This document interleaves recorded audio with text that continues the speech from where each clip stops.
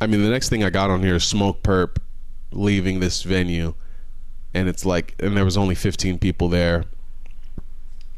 I, again, didn't get any footage of him actually leaving, like that footage of him leaving and whatnot, but there's footage of him just, and I saw this on other videos as well, where it's just Perp shows up to this show somewhere in America, I'm not sure where, somewhere in the East Coast I think, and he just walks around the stage for a few minutes, says nothing on the mic, has a hoodie on, glasses on, I believe even a mask. He's just soulless, lets other people's songs play, Juice WRLD, 6ix9ine, etc. And after about 10-15 minutes of being on the stage, after being late for 5 hours, he just leaves. Okay, there's an actual, I didn't know there was an actual video of him on stage and then he leaves. Yeah, there's an actual video of him on stage and then Duke just I'm sure I could find it, but he just tires out and just gives it. Does he perform? No, he just literally stands in front of the people for a few minutes while other people while other songs play, and then he just kind of just exits. It's that gotta definitely be one of those things where I can't say it's the promoter that fuck, like, you know what I'm saying, he's getting, hey, fuck it, he's still getting paid. It's the promoter if you're just gonna be doing shit like that. You said wait back, like, so you can't blame the promoter saying like oh, you put this man into some bad shows and didn't get him like the right crowds and didn't get it, you know, popping enough, get people into the venue. But then when you see SmokePurpp actually come into the venue, not even try to perform, just kind of lackadaisical type shit like that, and then leave after being late, bruh. It seems more that you try to push this tour and try to make it work, but then you now are disappointed by the results of it. If I'm being like hyper analyzing this just off this one video. Yeah, I don't think that's off base. You know, like this video stating here on the screen, it's Perp shows up to stage. He's hiding his face. Here's a fan talking about. Yeah.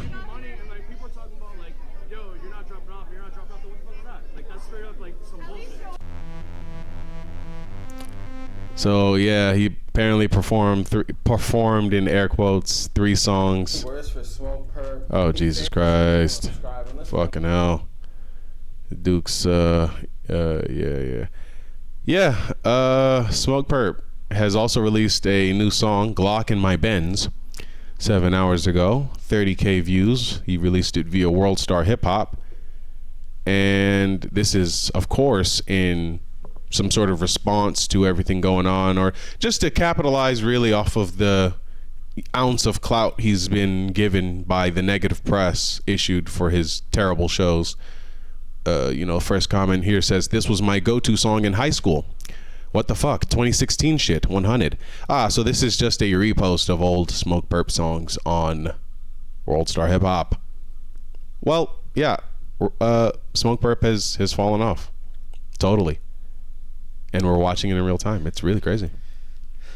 Hey man, I think SmokePurpp can pick it back up by continuously dropping music and getting the right person to promote him, like getting the right promotion, because obviously he does have some kind of fan base he can grow, though, because people do go to those shows. He just needs to build that core fan base that he already has, and then just like kind of fest in that, because people do like his music. Yeah, I really think that's so true. It's like, man, there's an opportunity here where you can legitimately just say, all right, I got this 1 million followers, I got all this clout, fuck it, I'm gonna start doing shows that are not flattering, that don't make me look good. Like just give it all to the music. Like just totally artist it out. Like just really dip in. Not only do you get back into the studio and you start releasing hella songs and shit,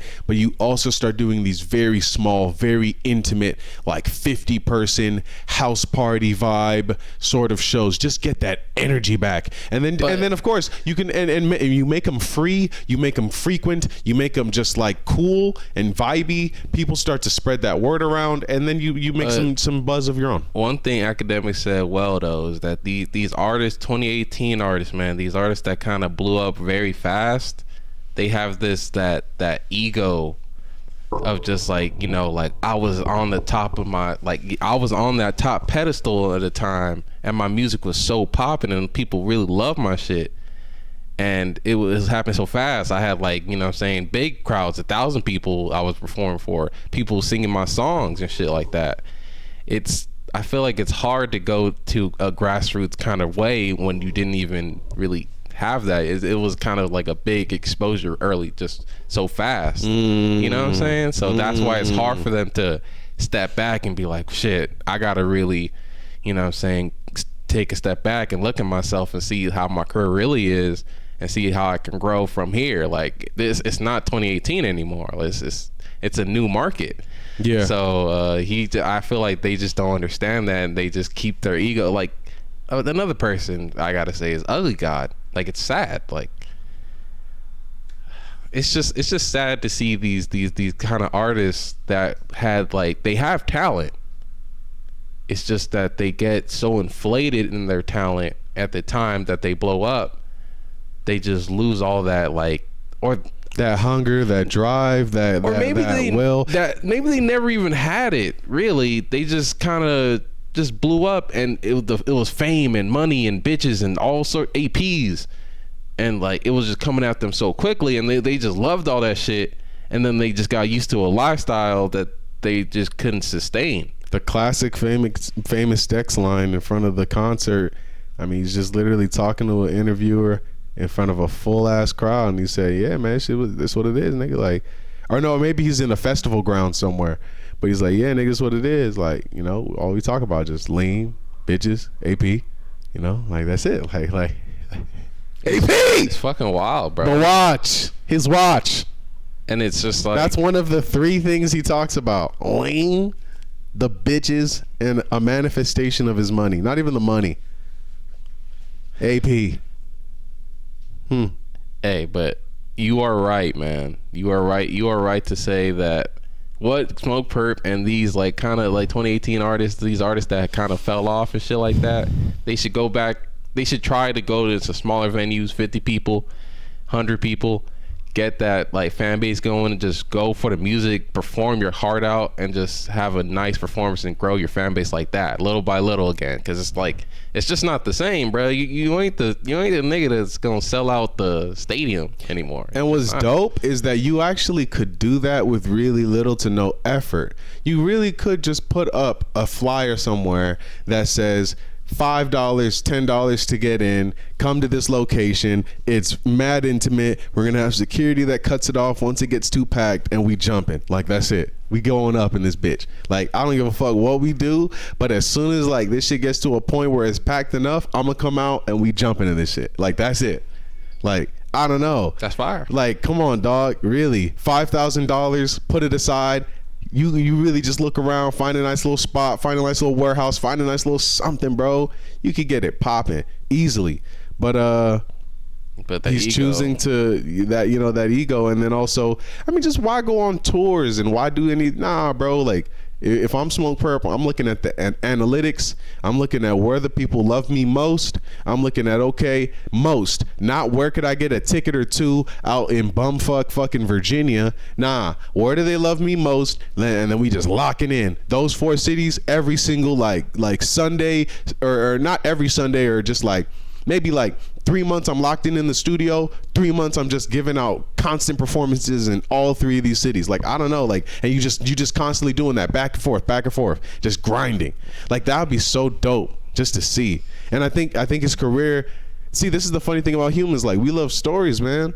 So it's really funny, like, you know, people say he's falling off. This fall off is a setup for something that could potentially be beautiful. Potentially, it has all the energy necessary to then launch him somewhere else. Hey, man, shout out to Titty Boy. There you go. I mean, there's examples of people reshaping and, you know what I'm saying, getting back into Excuse you, the artist formerly known as Titty Boy, you mean 2 Chainz. 2 Chainz, yeah. You know what I'm saying? Like, rebranding is a thing. It's a fact. Cause I saw a video. Or Titty Boy 2 Chainz.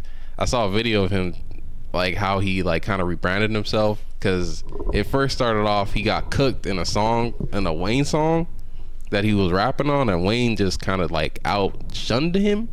And then after getting out-shunned, Titty Boy decided to rebrand himself, be called 2 Chainz, and then just kind of just keep on making music. And then he got that, I don't know what song it was. I think it was two different things, or two different. No tight. No. What was that Drake song and 2 Chainz song? You remember that? No lies. Yeah. He popped off on that, and then that's where the feature train came in, and then he just revitalized his career. I think you could do that, man. SmokePurpp. I think you could do that.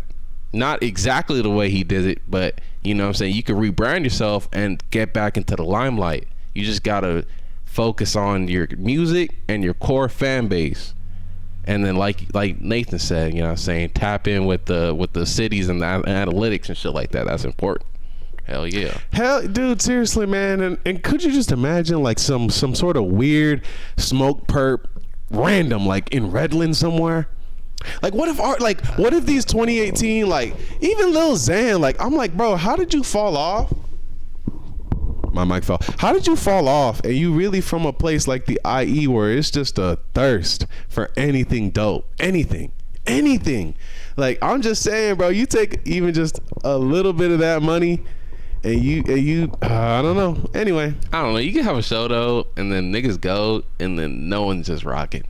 I mean, it could just be just a fucking lame show. Yeah, but you know who's not gonna have any lame shows? Mr. Stepper.